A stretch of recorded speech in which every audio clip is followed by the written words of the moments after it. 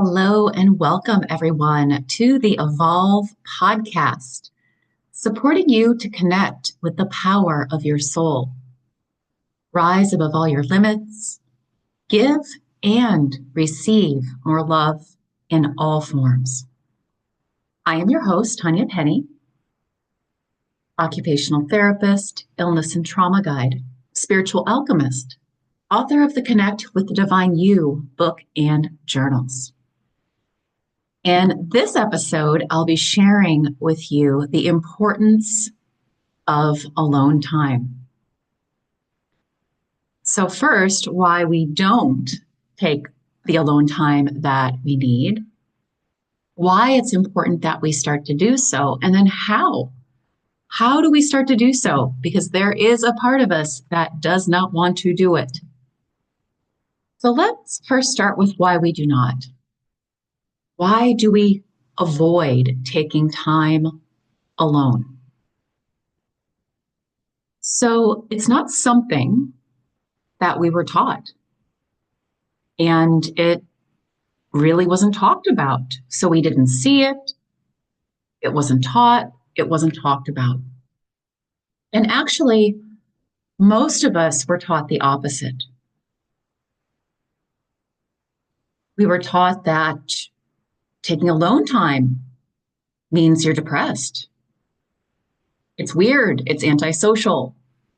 We often feel sorry for people when we see them out and about doing things alone, whether it's going out to dinner, whether it's going to a movie, hanging out at the beach, etc., etc. Activities that people would normally do with other people. If we see someone doing them alone, whether we're aware of it or not, we usually have some judgment about it. So because of this, most of us are not getting enough alone time. And some of us aren't getting any at all, which is super sad. A lot of people that come into my world, they don't take any alone time, any, except maybe if they're going to the bathroom or taking a shower. And even then, sometimes their children come in, right? So, alone time. Why is it important? Why is this something that we need to be more aware of, more conscious of, and actively create more of it in our life, receive more of it in our life? There's a few really important reasons. So one of those is that for most of us, in order to truly connect with our higher self, our soul, our spirit, whatever you call it, we need to have time alone. Now, many of us, after some time doing this, like myself and my clients and other leaders, teachers, etc., that I know, we can do it when we're with other people. But when we're first starting out, we need to be doing this oftentimes alone. Otherwise, there's too much gunk, other people's stuff that is getting in our way. So that is a very important reason to create alone time. Number two, when we are doing deep healing work, which everyone listening to this is here to do, and actually everyone on the planet is being guided to do that in this lifetime, whether they're doing it or not is free will. But in order to heal deeper layers, release, shed, again, whatever word you want to use, the old stuff, healing wounds, and then the limiting beliefs and fears that are connected to those wounds. In order to heal, release, shed those, we require alone time to do that. And yes, we also need to be doing it with other people, of course, people that are experienced in doing that, like myself and other people on the planet. We are meant to be using tools on our own outside of the sessions that we have with other people, sessions with ourselves, and using our tools that we're learning.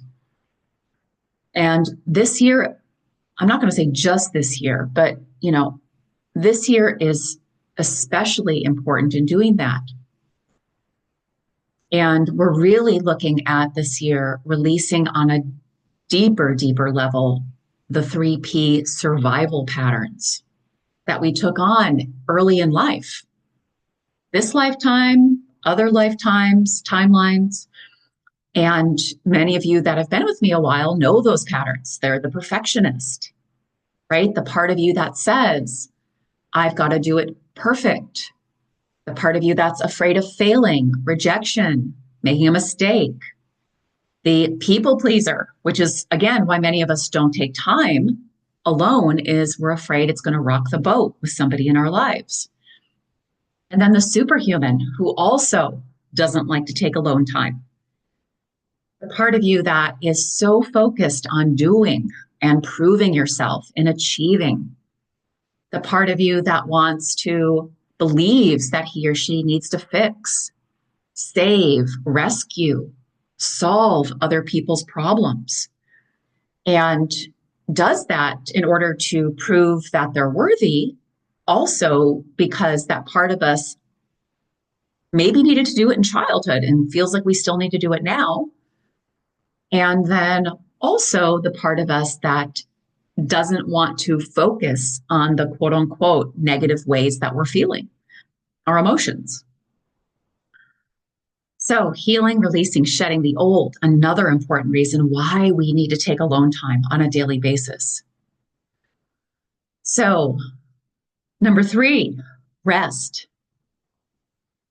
And yes, I'm talking about sleeping, but I'm also talking about restful activities such as napping, midday rest break, breathing, meditating, just being, sitting in nature.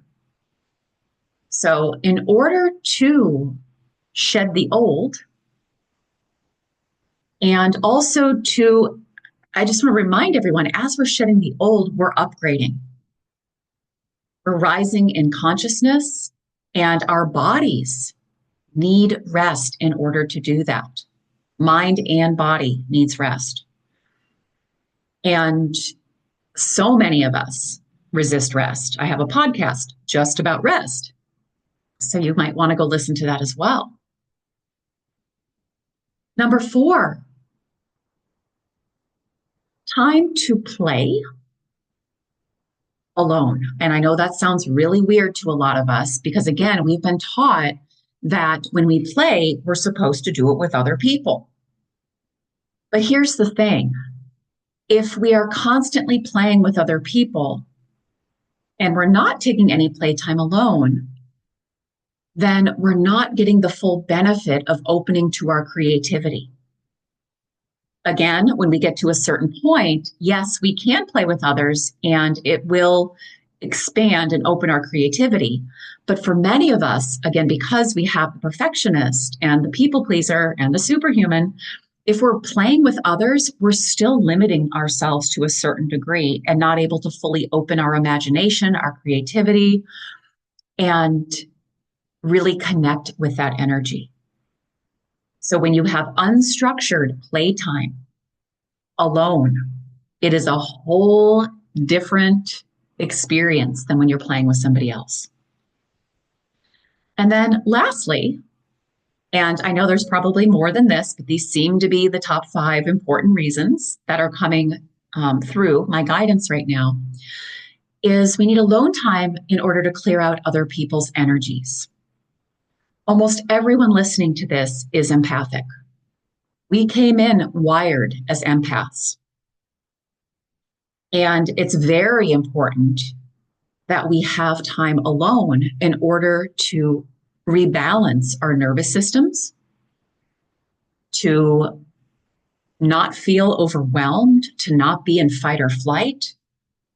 So, because when you are an empath, you are oftentimes unconsciously, especially those that don't know they're empaths yet, you're unconsciously picking up other people's energy, whether you go to the grocery store, whether you go to a party, whether you work in a building with hundreds of people, maybe thousands, depending on where you work. I used to work at a huge rehab hospital. I think it was 300 some beds in Idaho. And so you've got all the people, the patients, but then you also have all the staff, the nurses, the therapists, the janitors, right? You've got all these people. And it was too much for me. One of the reasons it was too much for me, besides the environmental toxins. So we need time alone as an empath to clear out other people's energies. We have to have that on a daily basis. And it's not just during sleep, because also many of us are sleeping with alongside somebody else, right? So even though they're sleeping too, you're still next to them picking up their energy. So one of the best ways to clear out other people's energies that I teach is with just a simple breath practice, but also the guided therapeutic meditation practice with the intention to clear out other people's energies. You can do that after work, you can do that midday, and you can also listen as you go to bed at night and set that intention. And it will happen, whether you're awake or not. So, what are some signs that you might need more alone time? Because I know some of you listening might be like, oh, I don't know if I really need more alone time. Because again, we're conditioned that we don't need it and we don't need that much of it. So if you have an illness or some other negative body symptom, it's a sign that you need more alone time in order to connect with your soul, get guidance on why, where are you out of alignment in those 8 life areas I talk about? And then what is it that you need to do to shift so that you can heal that body, release that negative body symptom? Because once we hear the message, get the message, and we act on it, it doesn't have a reason to be there anymore, right? I don't have MS anymore and all the symptoms that I had with it because I'm staying in alignment. Number 2, if you're easily irritated or get angry, annoyed, irritated, angry, especially if it's over something small, or you're like, I don't know why I feel this way. I don't know why I'm irritated. I don't know why I'm angry. Oftentimes it's a sign you need more alone time. Maybe you feel wired. You can't slow down. You can't stop doing, moving. You're restless. You have trouble sleeping. That's a sign that your nervous system is likely overstimulated, overwhelmed, and you need more alone time. This goes back to the illness or negative body symptoms, fatigue. So the opposite of wired, fatigued, lethargic, right? Hardly able to get out of bed. That is a sign, a quote unquote negative body sign that you need more alone time. Also, if you notice that you are avoiding connecting, wanting to connect with other people. So maybe you make plans, but then like that day or the day before, you want to cancel them. Maybe you're not responding to people's text messages, emails, answering the phone. So oftentimes that's because we need more alone time. Could it also be some other fears? Yes. And it could be that you need more alone time if you are wanting to avoid other people when you normally don't do that. So some things you can do to get started or to go deeper in taking more alone time is start small. If you haven't really been taking alone time every day, start with 20 to 30 minutes and actually block it in your calendar. You can be flexible with it, but block it in your calendar, alone time. And whether it's electronic or it's in a paper calendar, if you prefer that, get a marker that, or a pen that is a certain color that represents alone time for you. and block it 20 to 30 minutes a day. If you're already getting that and you feel like you need more, like an hour, so it's going to be different for everybody listening to this, depending on where you are in your journey. And we need to be flexible with it because some days we're going to need more than others. Some days I'll wake up and I always take alone time, an hour in the morning to journal, to connect with my soul, to soothe my ego, younger wounded parts, with what's true. So I take an hour every morning. And some days, because of what's happening in my life, I'm guided to reschedule clients or projects because I might need to heal a deeper layer of a wound. And so I'll be guided sometimes like, okay, I can't wait to do this till after work. Like I need to spend a good portion of my day or a couple hours doing this, or rescheduling at least a few things. So that's the beauty of doing it first thing. I highly recommend to take alone time if you can, first thing in the morning. Even if it means getting up early, it's worth it.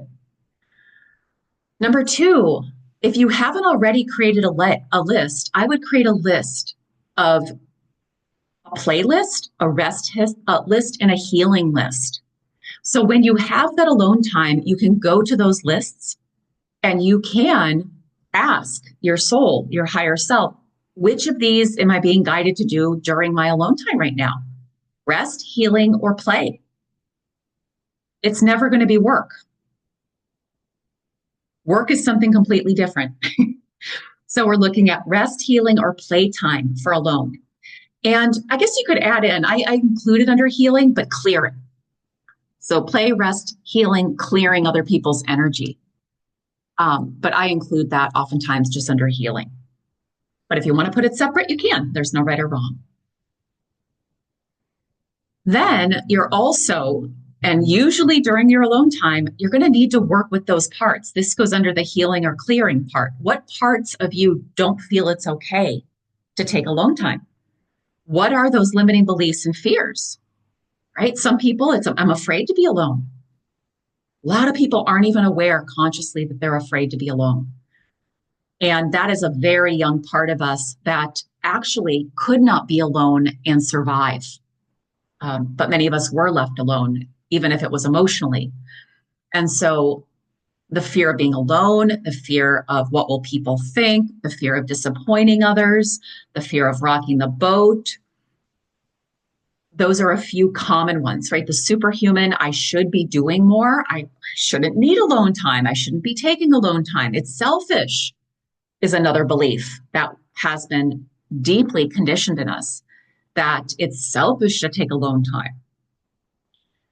So you want to really uncover what are those fears.